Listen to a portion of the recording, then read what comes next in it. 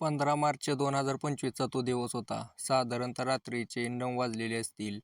आदित्य नावाचा 16 वर्षाचा पोरगा, त्याने 10वीचे पेपर आत्ताच दिलेले होते. तो मावशीच्या घरी आलेला होता. मावशीला रात्री 10 वाजता म्हणतो की, मावशी मला भीती वाटते, मी तुझ्या रूममध्ये येऊ का? मावशी म्हणते ये ना झोप. त्यावेळेला मावशीचा जो नवरा होता, पती काका, तो पण त्या ठिकाणी नव्हता. तो पोरगा त्या ठिकाणी झोपतो. अचानक रात्री उठून मावशीला म्हणतो की, माझी इच्छा झाली. मावशीला वाटलं की ह्याला जेवण वगैरे भूक लागली असेल, जेवण द्यायचं असेल. त्यावेळेला मावशी म्हणते की, तुला जेवण बनवून देऊ का, मॅगी बनवून देऊ का? तो पोरगा म्हणतो मला भूक नाही लागली, मला त्याची इच्छा झाली. मावशीला समजत नाही हा नेमका 16 वर्षाचा पोरगा काय म्हणतोय. त्यावेळेला मावशी म्हणते, बाळा नेमकं काय पाहिजे मला सांग तरी. तो म्हणतो मला तुझ्यासोबत शरीर संबंध करायचे, त्याची इच्छा झाली. त्याच्यावरती हसायला लागते. म्हणते की तू काय बोलतोय, मी मावशी आहे तुझी 16 वर्षाचा, तू आणि असा बोलतोय. त्यावेळेला तो पोरगा तर सिरियस होता. त्याने त्या मावशीसोबत रात्री त्या रूममध्ये असं काही केलं. ही घटना आज सोशल मीडियावरती व्हायरल आहे. तर काय आहे पूर्ण स्टोरी मी तुम्हाला या व्हिडिओमध्ये सांगणार आहे. व्हिडिओला शेवटपर्यंत बघा मित्रांनो. लाईक करा, शेअर करा, चॅनल सबस्क्राईब नक्की करा. तर नमस्कार मित्रांनो, पुणे शहरामध्ये घडलेली ही घटना. या घटनेची सुरुवात 2012 पासून होते. 2012मध्ये रामपाल नावाच्या एका व्यक्तीचं पुण्यामध्ये एक मोठं दुकान होतं कापड्याचं. मोठा व्यापारी होता. त्याला 2 पोरं, रमेश आणि सुरेश. दोघंही आता लग्नाच्या वयाची झालेली होती. पण सगळ्यात मोठा जो सुरेश होता, त्याचं पहिल्यांदा करायचं त्याने विचार केला. त्याच्यासाठी स्थळ वगैरे शोधायला चालू केली. हा जो रामपाल आहे, त्याच्याच मित्राची एक पोरगी, तिचं नाव अनिता. ही अनिता त्याच्यासाठी स्थळ घेऊन आली. या अनिताचं स्थळ या सुरेशसाठी आलं. सुरेशला ही अनिता भारी वाटली. दिसायला सुंदर होती, हुशार पोरगी होती. त्याने विचार केला की आपल्या दुकानामध्ये आपल्याला हातभार लावेल व्यवसाय करण्यासाठी. होकार दिला. धूमधडाक्यात दोघांचं लग्न पार पडलं. घरी आली त्यावेळेला दोघांची सुवागरात वगैरे झाली. मजेत संसार चालू होता. 2-3 महिन्यानंतर तिला दिवस गेले.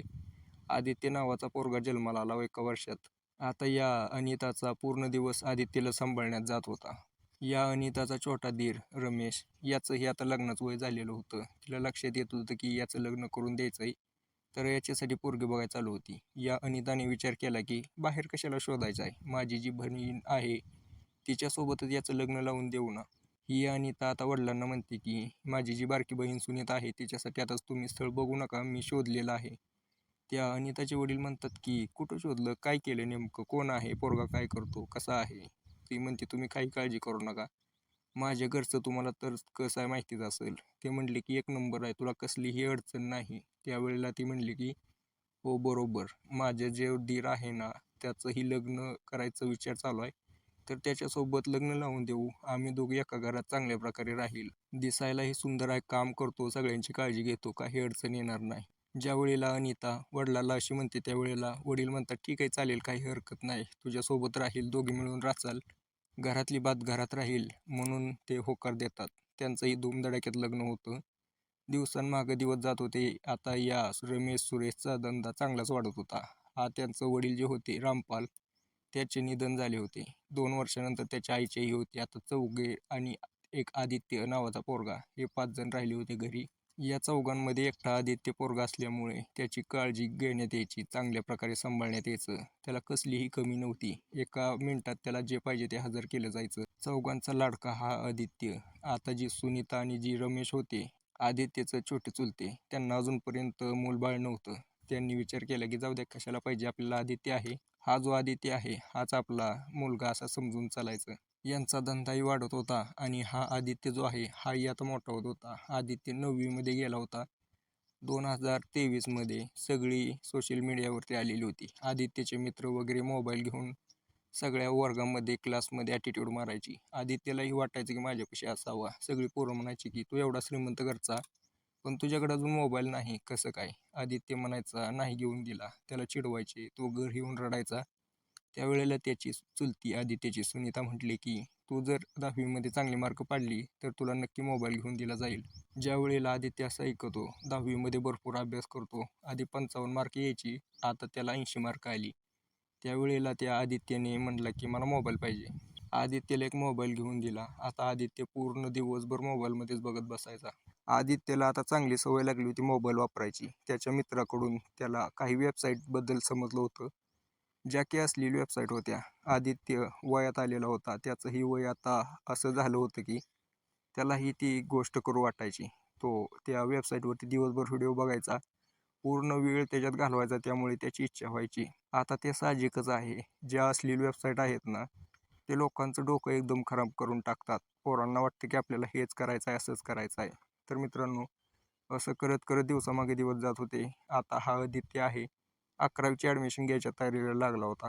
आता कॉलेज वगैरे चालू होणार होतं. त्यावेळेला यांच्या कापड दुकानाचा धंदा चांगलाच वाढतो. पोरं कॉलेजला जाण्यासाठी कापडं किंवा कॉलेजचे ड्रेस आहेत ते घ्यायला येतात. त्यावेळेला यांनी विचार केला की त्याचे चुलते आदित्यचे आई वडील आणि आईने विचार केला की आपण एक नवीन स्टॉक भरायला पाहिजे. याच्यासाठी ते सुरतला गेले कापडं घेण्यासाठी. आता आदित्य आणि त्याची चुलती हे दोघंच घरी होते. 2-3 दिवसानंतर आदित्य रात्री असंच मोबाईल बघत बसलेला होता. व्हिडिओ बघायचा अश्लील. त्यावेळेला त्याची इच्छा झाली. त्याला लक्षात आलं की घरी कोणच नाही, चुलतीच एकटी आहे, जी की त्याची मावशी पण आहे. तो आदित्य रात्री उठला, मावशीच्या रूममध्ये गेला आणि तिथं झोपायला गेला. म्हटला की मी झोपतो. त्या मावशीने होकार दिला. कारण ती त्याला पोरासारखं सांभाळत होती लहानपणीपासून, त्यामुळे काही अडचण नव्हती. पण तिला हे माहीत नव्हतं की तो आता मोठा झालेला आहे आणि त्याच्या मनामध्ये काय चालू आहे. आता ज्या वेळेला त्याची मावशी झोपी गेली त्यावेळेला आदित्य तिथं बसून अश्लील व्हिडिओ बघायला लागला. त्याची इच्छा झाली जोरामध्ये. तो मावशीच्या स्थानावरती तिच्या नितंबावरती हात फिरवू लागला. पूर्ण शरीराकडे निहाळू बघून लागला. मावशीला उठवतो आणि म्हणतो की इच्छा झाली. मावशीला वाटलं जेवण पाहिजे काय, पण तो म्हणतो नाही, मला तुझ्यासोबत संबंध करायचे. मावशी रागाला जाते, म्हणते काय बोलतोय, मी तुझी मावशी आहे आणि तू असं बोलतो काय. त्याला मावशी धमकी देते आणि म्हणते की येऊ दे तुझे आई वडील, त्यांना नाव सांगते आणि बघते तुझ्यासोबत काय करतात. आता आदित्यची पाक फाटली होती. म्हणाले की आता माझं काय खरं नाही. सकाळी जर आई वडील आले, हिने जर सांगितलं तर माझा काटा काढतील. आदित्य त्याच्या रूममध्ये गेला आणि मोबाईलमध्ये सर्च करायला लागला की काय करावं. त्यावेळेला तो मावशीच्या रूममध्ये गेला. मावशीला हातपाय बांधले, तिच्यासोबत संबंध बनवले, तोंडावरती उशी ठेवून दम घुटून मारून टाकले आणि त्याच्या रूममध्ये जाऊन झोपला. सकाळी 8 वाजता उठला. वडिलांना फोन केला की मावशी काय उठत नाही. सगळं पळत आले काय झालं बघायला. त्यावेळेला त्याचा मृत्यू झाला होता. कोणावरती शक घ्यायचा. हा बारका पोरगा तर करू शकणार नाही वाटलं. पोलिसांना फोन केला. पोलीस आले, पोस्टमार्टमसाठी घेऊन गेले. पोस्टमार्टमचा रिपोर्ट आला होता की गळा दाबून मारलंय. मग आता शक कोणावर? या आदित्यवरती. पण पोलीस म्हणाले की हा छोटा पोरगा काय करेल. त्यामुळे आदित्यला कोणी काय विचारलं नाही. 4-5 दिवसानंतर आदित्य अंघोळ करत होता. आदित्यच्या आईने बघितले की त्याच्या पाठीवरती नखाने ओरबडलेले निशाण आहेत. त्या आदित्यला विचारलं तर आदित्य म्हणला की नाही, असंच झालेले. त्यावेळेला पोलिसांना फोन केला. पोलीस आले. पोलिसांनी ज्या वेळेला सक्तीने चौकशी केली त्यावेळेला त्याने सांगितले की मावशीला मारत होतो त्यावेळेला तिच्या नखाने ओरबडलं होतं, त्याचेच निशाण आहेत आणि मीच मारले आणि त्याने पूर्ण गोष्ट सांगितली. तर मित्रांनो, अशा प्रकारे हा आदित्य आता बाल सुधारगृहात पाठवलेला गेलेला आहे. त्याला शिक्षा होईलच. त्याचं वय कंप्लीट झाल्यावर त्याच्यावरती केस चालेल. पण मित्रांनो, मोबाईलमध्ये जे व्हिडिओ चालतात त्याच्यामुळे माणसांची किती मानसिकता खराब झाली हे याच्यावरून समजते. ना ती कळं ना ती ना काय नाही. बाकी तुम्हाला याच्याबद्दल काय वाटतंय मला कमेंट करून नक्की सांगा आणि लहान मुलांना मोबाईल देणं कमी करा.